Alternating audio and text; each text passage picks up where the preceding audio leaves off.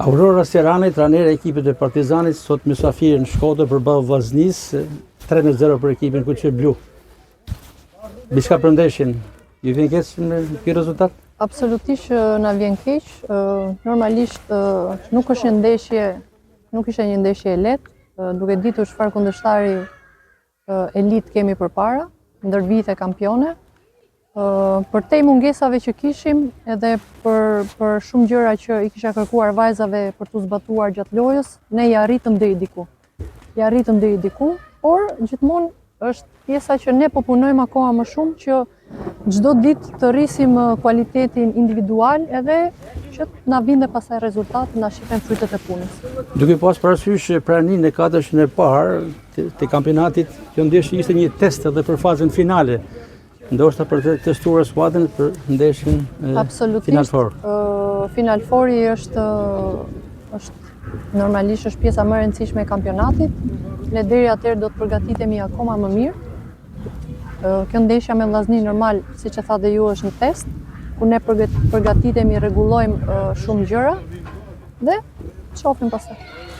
Aurora Serani është një emër shumë i njohur i futbollit të femrave në Shqipëri, një karrierë shumë të pasur. Tashmë në rolin e trajnerit, si e ndjeni vetën? Të falenderoj për fjalët e mira, veten e ndjej shumë mirë, jam e lumtur që jam akoma pjesë e fushës, sepse futbolli është pasioni, është puna, është çdo gjë, siç e thatë dhe ju, por që ndjehem shumë mirë.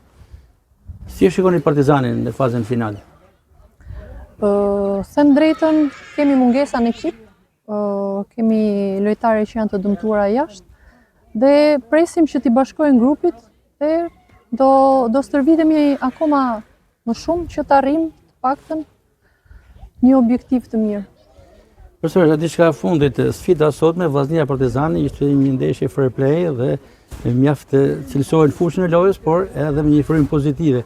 Marrë shkas nga një ngjarje e ndodhur në këtë javë pikërisht në Fier, Apolonia Gramsci, një ngjarje që po komentohet shumë në media. Ju vjen keq që është vënë në shënjestër futbolli femëror për këtë ngjarje antisportive?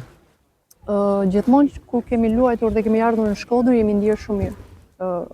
Duke u përballur me ekipe elit, normalisht është një shembull i mirë për ne dhe për futbollin e femrave.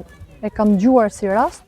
Nuk është rast i parë, më vjen keq dhe uroj që të merren masa, sepse kështu nuk hecet përpara dhe që t'japim një shembull të mirë, sepse futbolli i femrave duhet të jetë ndryshe, dhuna nuk është asnjëherë zgjidhje.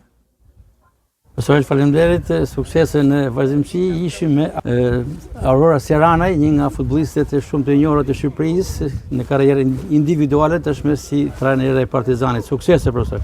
Faleminderit shumë.